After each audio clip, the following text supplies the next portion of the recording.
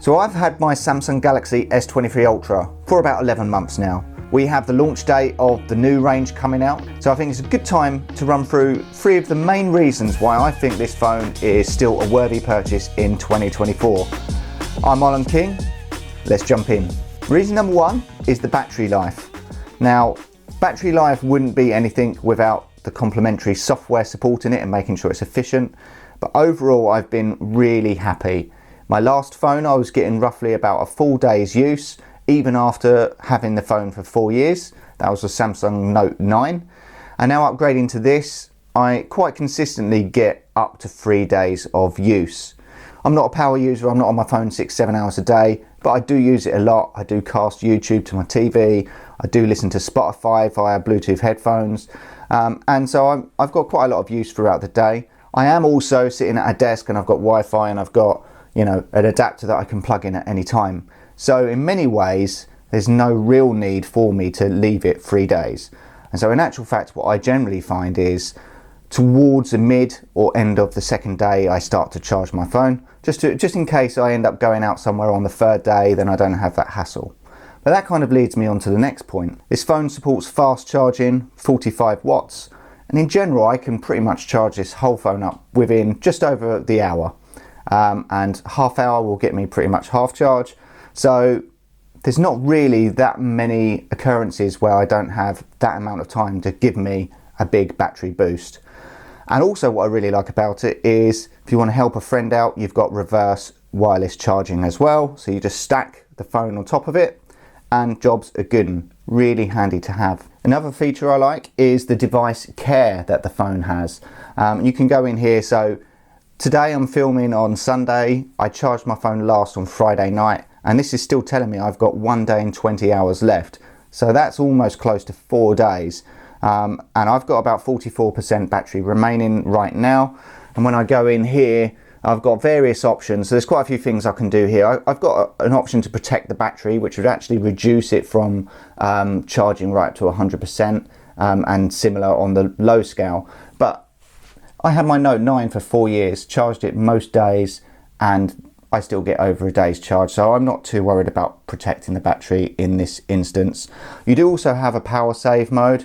If we log in here, you've got various options here, such as turning the always on display off, reducing the CPU speed, decreasing the brightness and various other things. So that's really handy to have. And then also what I really quite like is it'll tell you down the bottom what apps you're using and the percentage, but you can go into view details and it will show you a chart per day. So you can come down here and it will show you your usage across time, so you can click on a particular day and see when your busiest times of day are. So overall, I just really like the battery. I think it's just been really reliable, and battery life is a key element to owning a phone. So that's reason number 1. Reason number 2 why I got this phone is the camera system. And I watched hundreds of reviews pre-launch of the phone just to check that this was the right decision. And obviously I compared it against the iPhone and other, you know, Pixel phones, etc, etc. I really like the processing and the colouring on the photos on this. And I did a lot of side-by-side, and there seems to be this movement of natural photos, which is really important. I think the Pixel's got it down really well. But I quite like, when I'm taking photos on my phone, I like just a little bit of a touch up, you know, tweaking those settings. And I don't want to have to go through and do that on all of my photos. And I found the processing on the Samsung was just on point for me. You know, a little bit of extra saturation on the colours. You get an option of a slightly warmer colour mode, which I've selected, and I really like that effect. The portrait mode's really good. I think there's not that much difference between the phone systems now if you're comparing to the similar iPhone models. You get very nice photos, and actually the cutout of the person in particular is very good and accurate as well. The video performance for me was a massive step up, and that was one of the reasons why I didn't get the S22 Ultra. I found that the video was just lagging behind, in particular iPhone, who had that really good from about the iPhone 13. So S23 Ultra had a massive step up, and so that then become a no-brainer for me. I personally prefer the Samsung ecosystem to the Apple one. So that's why I held out and it was worthwhile. Talking of the cameras, we've got the 0.6 ultra wide lens. You've got your main 1x lens, 3x and 10x, and I really like that setup. I kind of feel at the moment Samsung have the best range of lenses. The issue is if you go with iPhone, you've got the compromise of either getting the wide 1 and 3x or the wide 1 and 5x if you get their latest range. And there's quite a big gap between 1 and 5, and that 3x actually was a sweet spot. I felt actually the previous iPhones were the better. If they'd have just added a 10x rather than swapping the 3 for 5, I think they would have had a better option there. But there we go. 10x isn't always a useful camera on day to day, but it is great when you're out and about, especially if you're a tourist or you're doing sightseeing or you're going for a walk in the country. That gives you lots more options to zoom in on things, and I personally have been using that 10x zoom a lot more than I expected. I didn't think I was going to be using it. So quality on the main camera is excellent. As with everything, the 3 and 10x could be a dash better, but I think with those zoom lenses, just the amount of light they can let in drops down. So if you're using it in darker situations, it's not going to be great. But as I say, I generally use it when I'm outside and on walks or like climbing mountains or whatever.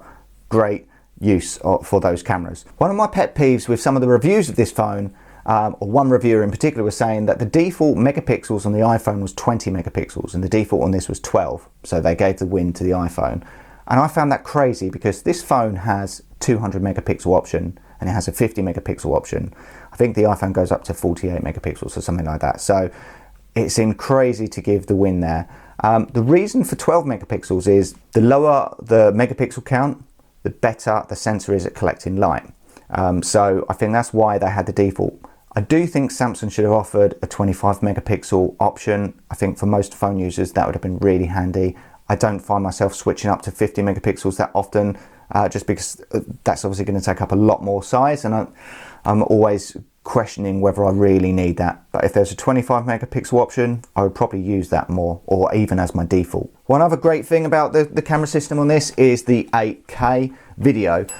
You could call it gimmick, but if you're going to put this phone on a tripod and start filming and you've got that 8K option, you are going to get really good quality. You're going to see a lot more detail, and I think at the moment not many people have 8K TVs, but if they did, or if you do, then I think it's well worth having that option. Film your videos in 8K and watch them back on your TV just to be super impressed. I've watched some 8K vlogs taken on the S23 Ultra and the quality has been outstanding, so well recommended. Finally, with the camera system on here, you've got a director mode, so you can actually switch between the lenses. So you've got all these 4 lenses on the back and you've got your front facing. And there's a director's mode, so you can switch between the cameras whilst you're filming. And even if you're not in that mode, you can still switch cameras. The downside, and this really winds me up, is there seems to be about like a 1 or 2 frames a second missed. So when you switch that camera, you get just a slight pause. Here is a demo of changing between the front and back cameras that creates the stutter. Changing now. Changing back. The audio seems to carry on, but you end up with a black screen or like a flicker or a pause. And I don't understand why it does that. Like, you've got all the processing power to do, you know, to handle everything.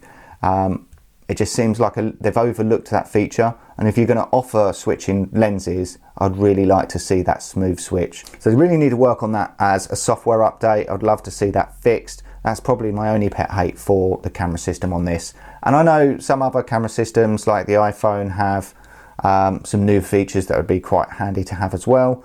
We'll probably see that in the S24 range. Finally, reason number 3 is the processor. Now, I could have picked other things like the screen, the software, blah, blah, blah. I chose the processor. And the reason for this is we have the Snapdragon 8 Gen 2. Overall, it's pretty much covered everything. I saw there are some complaints with the S22 previously, a little bit laggy because they were using a special, I think it was a Exynos chip, but moving back to Snapdragon made total sense. As I say, it supports the 8K absolutely fine. All of the menus are really responsive. No lag there whatsoever. You know, I'm not a gamer.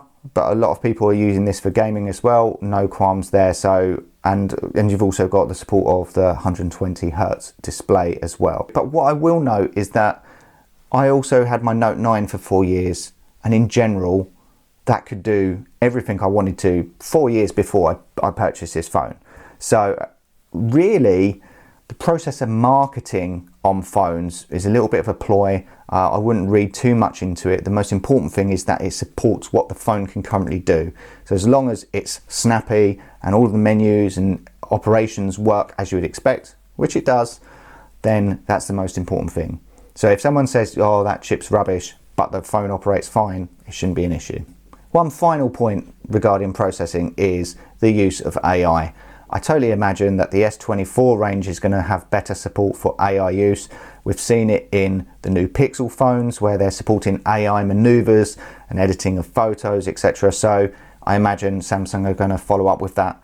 Whether or not that's your cup of tea, that's yet to be seen. So that summarizes my use of the Samsung S23 Ultra over the last 11 months and the 3 reasons why I liked it. But before you buy it, just wait 1 extra week. Let's find out what we have in store for the S24 Ultra, just in case there's something groundbreaking. If it's just going to be titanium, shell and AI perhaps, you might be better waiting and getting this, because my wife managed to buy the S22 Ultra after I bought mine for about 60% of the original price the year before. So if you're after a good deal, this is why this review is very important and I highly recommend this phone. On that note, have a good day, have a good week, and I'll catch you in the next one. Sub so you don't miss out. Peace.